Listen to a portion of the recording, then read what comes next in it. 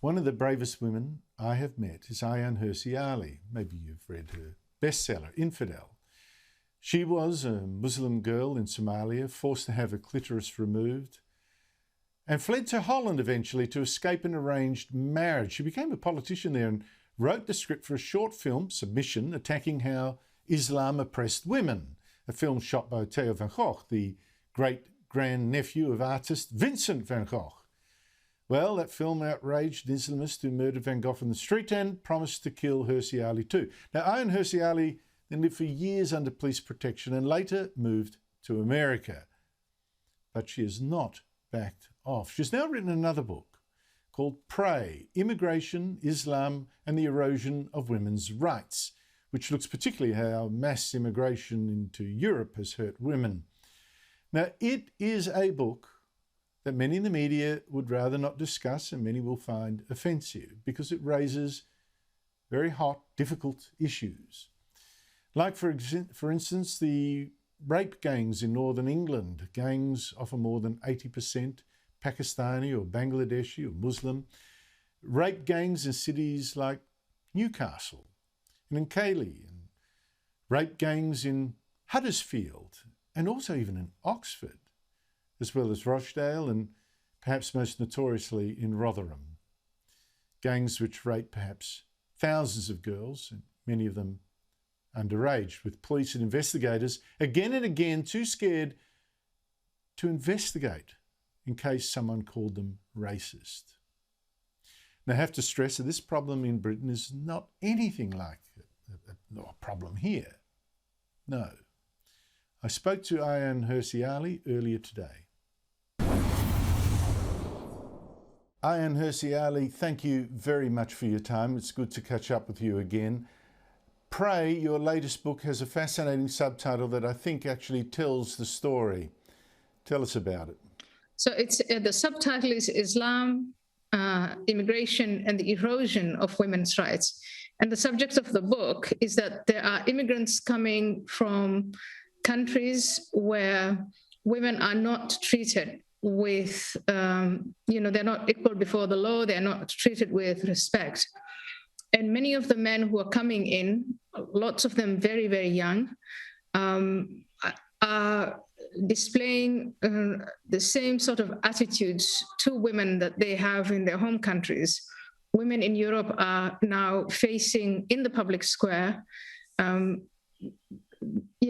sorts of harassments, from verbal to physical harassments, and then very often also to much worse than that, rapes and gang rapes. And this is clearly correlated with the immigrants and their attitudes towards women, and it's been declared taboo. And that's what this book focuses on. Well, the focus is particularly on Europe. Is this a problem particular to Europe? Is it worse in Europe? What is there something the rest of us in the West should also worry about? Right now, European women are facing a lot of pressure because of just the sheer number. So in this case, we're talking about scale, the sheer number of men who are arriving from Muslim majority countries. They're coming also from societies where order is completely broken down or is partially broken down. European women are facing in Western, so this is all very relative and comparative, but in Western societies, it is European women who are facing this pressure. And unfortunately, their governments and the leadership in European countries have a very hard time coming out in the open about these things. What are the examples particularly that caught your eye, that worried you most? I mean, we've seen, for instance, and you cover this too, rape rings in the north of England, etc. Which examples scared you most? Do you think we should be focusing on a lot? I think one of the things that's really striking is just how brazen and spontaneous this sexual misconduct is. You know, you have men operating in one, two, three, and groups of more, and just hanging out on the sidewalks of streets, in parks, in transport zones, and just waiting for women, you know, waiting for someone that they can prey on. And what's really most shocking is just how brazen this is. European women who, you know, we thought they were emancipated, the public space there was safe for women. We're seeing them adapt in the ways that Muslim women and immigrant women have adapted. And I think this is history going backwards. How is this a function of immigration and Islam? Are we looking at some sort of culture clash here? Yes, we're looking at a culture clash. Again, like I said, these men come from societies where women are expected to behave in a certain way. They divide women into the good women who are submissive, who obey their male guardians, who cover themselves up, and who stay as much as they can out of what's considered trouble, which is the public space. And then there are bad women who are just women in general, who dress as they please and go about their business as they please. And some of those women cannot count on the protection of their menfolk. And so they get attacked. Now, if you leave that attitude, you know, if you're coming from Afghanistan or Iraq, Syria, Somalia, Eritrea, Nigeria, whatever, you leave that attitude behind, that's one thing. But if once you come to Europe, you look at European women and you think, wow, this is wonderful. All these women, I can just attack them freely. And that also for them, for these men to amend their behavior and their attitudes, what we need is a reaction from society in general. And that's also something that's been missing. Well, tell me about that, because you referred already, I think, about to the problem of mass immigration, because that actually reinforces the people in the culture that they've brought with them. There's less pressure on them to integrate. But what about the response in the West? There's been a culture of silence, evasion, excuse making. How is it that we are failing to encourage integration? I think there's an attitude that these men have, you know, they have been through a lot, and these young men who are, you know, coming to Europe are desperate. They come from circumstances of despair, of war, of violence, of poverty. And so there is a sense that we shouldn't be too harsh on them. We shouldn't judge them all too we shouldn't judge them like the way we judge the local men if they were to engage in that sort of behavior.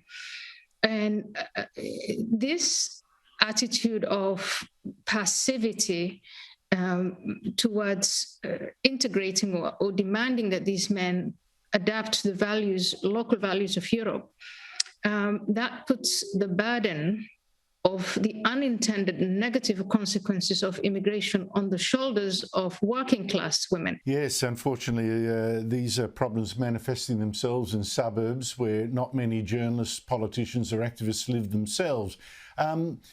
What do we do about it? You yourself have immigrated twice in your life, once from Somalia to Holland and then on to the United States. Is the answer to stop the immigration that's benefited you as well? One part of it is immigration. The other part of it is obviously foreign policy, because there are push factors. There are reasons why these people are living in large numbers, and they have to be addressed on a global level. And then on a micro level, once these men are in, and they come into these societies and they've been given permission to stay, they must be put through, they must be immersed in programs of integration or assimilation, I don't care what you call it, but they need to be initiated into what is normal and what is accepted and what's not. The problem is, of course, in the West, that there's some suburbs now with such high proportions of immigrant communities that it is in fact harder then to insist on a sort of conformity to the host country's standards, because people have their own self-sustaining communities. But here's the thing. What you've written is very confronting, of course. In the past, you haven't, backed down from danger in saying what you have to say. You've in fact dealt with death threats. You've had a colleague, Theo van Gogh, murdered by an Islamist. But now this latest book you've written at a time when you also face the cancel culture. How hard has that been in talking about your latest findings? So, I mean, the council, I'm not afraid of the council culture people. In the countries that have taken in a lot of refugees, asylum seekers, immigrants from Muslim majority countries, I'm not ignored at all. I've given lots and lots of interviews. The book is doing very well. And as I intended it as a conversation starter. And in some countries, I think it is happening. And I'm very proud of that, very pleased with that.